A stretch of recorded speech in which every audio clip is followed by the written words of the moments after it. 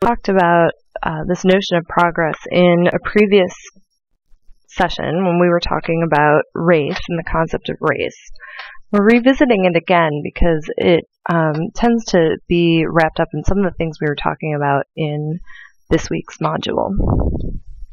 So to think about that a little bit more, we could think about how we associate a lot of these things we talk about related to these major changes in some communities, some human communities' ways of life as markers of progress. So people talk about writing as a marker of progress, distinguishing societies that have a written system from societies that do not or did not in the past. We talk about agriculture in this way, mentioning agriculture and how certain societies had agriculture in certain contexts as a marker of their advancement or progress, and similarly with cities, talking about these massive constructions that some societies of the past had, and for a lot of time, and sometimes even today in the way people talk about it, associating these massive building projects with advancement and progress. So, of course, as I talked about before, anthropologists really think about the concept of progress and note that there's nothing inherently progressive or advanced about any of these specific things that we note as markers of progress in our culture. In fact, if you take a linguistic anthropology class at some point, it's likely you'll learn about literacy and literacy ideologies, which are socially constructed beliefs about literacy. And in the West, there's been a strong literacy ideology connecting literacy to some sort of cognitive ability and notion of progress. Sounds a lot like ideas associated with race, doesn't it? And that's because if we step back and look at it, it has become one way of talking about different groups of people that is very socially constructed and doesn't really have so much to do with literacy itself. In any case, for our purposes for this presentation, I'm going to focus on agriculture. It's more connected to our topic for this week. So I ask, does a shift to agriculture, there's a typo there. Does a shift to agriculture represent progress for human evolution?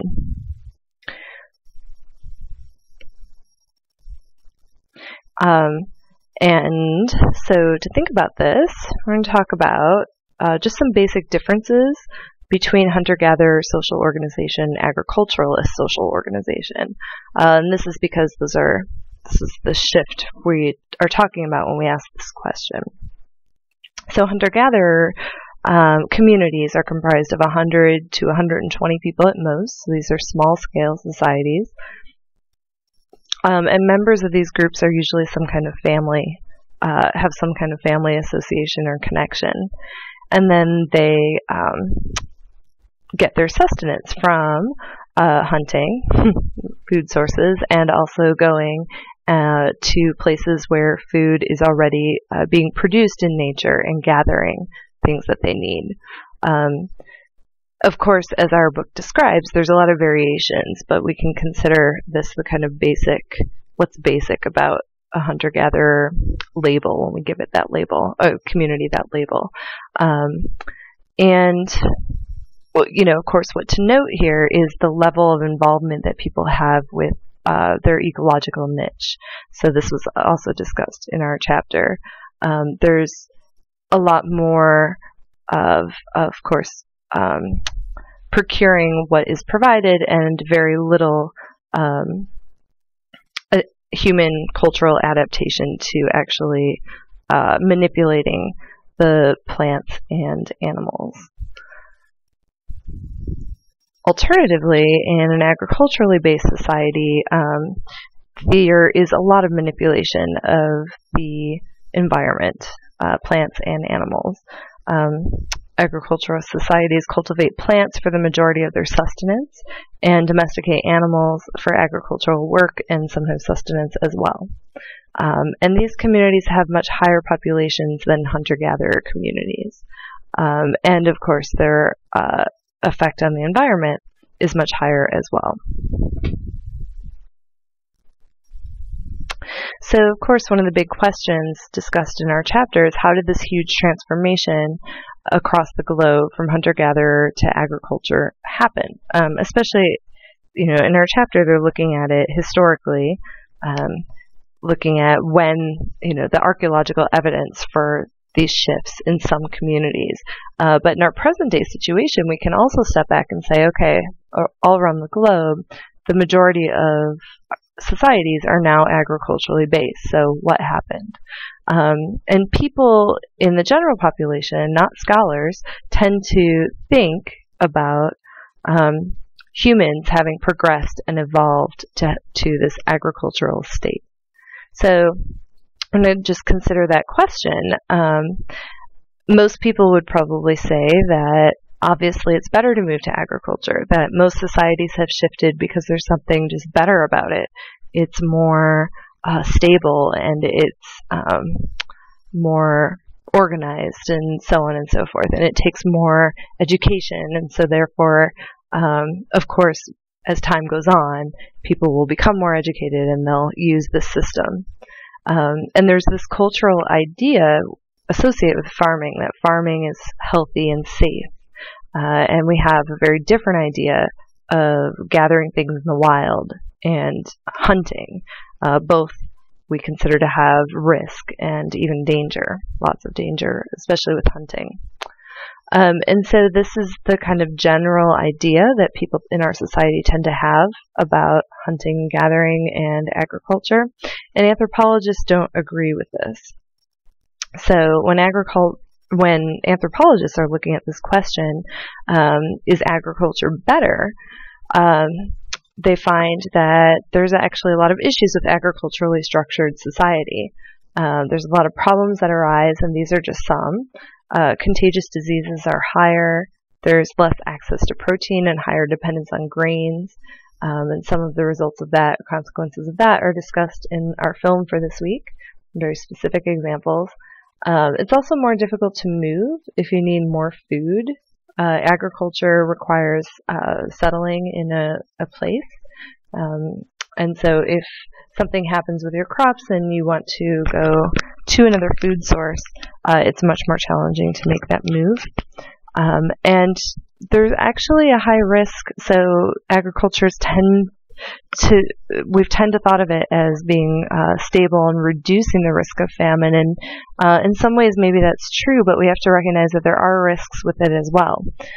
When things go wrong with your crops, there goes a high portion of your food supply. So there can be a risk of famine with agriculture as well.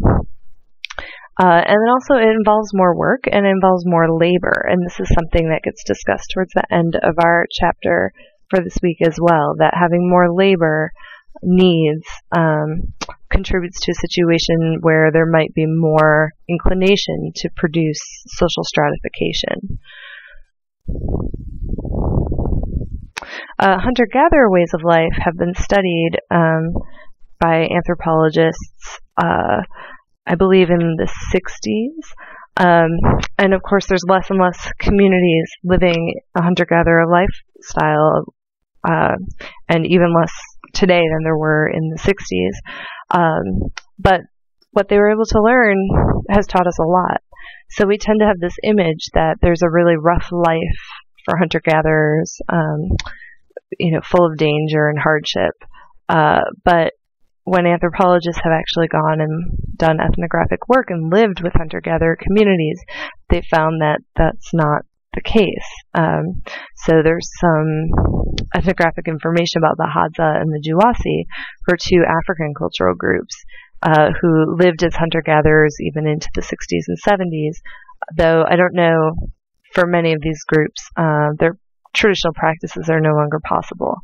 But in any case, so I don't know if they're still using these methods.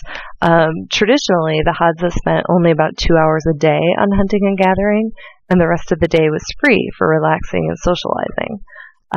And nobody in the community was starving or homeless. Everyone got their basic needs met. And the Jawasi worked about 6 hours a day, which still isn't a bad deal compared to our typical Western work demands. And there are no issues of starvation or malnutrition in the community. You can imagine that someone who is a hunter-gatherer would look at us and our stratified, agriculturally based system and say, wow, that really looks like a lot of work, way more work than our system. And you end up with people who are starving and homeless. So what's the benefit exactly? Of course, hunter-gatherer lifestyles have drawbacks as well, but the point is that we have to step back and say, okay, there's not just this inherent progress to an agriculturally based system. So at this point, we can really see why anthropologists question this notion of progress. The shift to hunter-gatherer to agriculture is not inherently an improvement. There are some advantages to all these changes that come with this shift, but there's also all sorts of unintended consequences of what we usually call modernization as well. So anthropologists are really interested in that. And of course, as we talked about when I was talking about race, this notion of progress is really ethnocentric. It comes from Western cosmology. Remember we talked about how Aristotle, all the way back, ancient Greek philosophy had this idea about a hierarchy of beings, and the great chain of being is what that's called, right? And he was really interested in ordering the creatures and beings that existed. And so the idea of progress can be seen in this hierarchy. And actually the image that I showed you before and I'm showing you again is a Christianized version. So of course, Aristotle had this basic idea of a hierarchy of beings. And by the time you get to the Middle Ages, you have a Christian version of it with God at the top and the devil and his minions at the bottom and everybody else in between. In any case, this notion has this long history in Western traditions, and it becomes connected to groups of people in the era of European colonization, and we talked about that a lot when I was talking about race as well. So you can keep in mind how this idea comes up again and again in a lot of our ideas about the world and people and so on. And, I wanted to point out, of course, that anthropologists haven't always been good at recognizing these problems with progress. And this idea that there's always unintended consequences, but overall we're talking about change, not movement in a certain direction. Of course, 19th century anthropologists didn't know this when they talked about social evolution. And even the bands, tribes, chiefdoms, and states idea that has been presented in our textbook has been questioned. And they discussed this in our chapter last week as well, that maybe having this kind of 4 different categories for talking about social organization has this idea of progress embedded in it. And some archaeologists argue that you can still use the idea because they don't consider that idea of progress as part of it. In any case, that's a kind of open question. But what we're really trying to get at when we talk about any of this stuff is change. And anthropologists consider change to be like a wave. So not moving in one direction at all, but instead shifting, ebbing, and flowing, lots of different particles that move together and keep somewhat of a form, but then shift as well. I wanted to mention that, when we're considering how anthropologists aren't always good at keeping this notion of progress out of their interpretations, we'll see another example of that in the film for this week. So keep your eye out for that as well. We see how the notion of progress can bias our view of the past when we're interpreting archaeological finds. And when I say we, I mean us as a culture. So we'll be discussing that in one of our discussions this week. So the world may be largely agriculturally based now, and of course our book has described many different theories for the initial shift of some of the communities that started to settle down and produce agriculture. But obviously today we can see that largely, by and large, almost all communities are agriculturally based. And we have to consider that at this point, what's happening to hunter-gatherer communities, the few that remain, is that they no longer have the ability to maintain their hunter-gatherer lifestyle. They're not shifting because they want to necessarily, they're shifting because they have to. Hunter-gatherers need a large territory. You go from place to place when food sources are in season. You need a lot of room to range. A large territory is also vital for hunting. Different groups of animals move through different areas at different times. You need to be able to move from place to place when the herds are moving through particular locations. And this is part of why hunter-gatherer groups are small. They can move more easily. But as there's been loss of land for these communities due to forests being cut down for farming or different housing settlements being brought in closer and closer and closer to indigenous lands, and so on and so forth, a lot of hunter-gatherer communities no longer have that ability to range across a large territory, and they're forced to switch to an agriculturally based lifestyle. And I have posted 2 videos that talk about different experiences that communities have had with the pressure to move away from their hunter-gatherer lifestyles. One of them is much shorter than the other, so you can consider them both. And actually, I do really recommend watching the 13-minute one on the,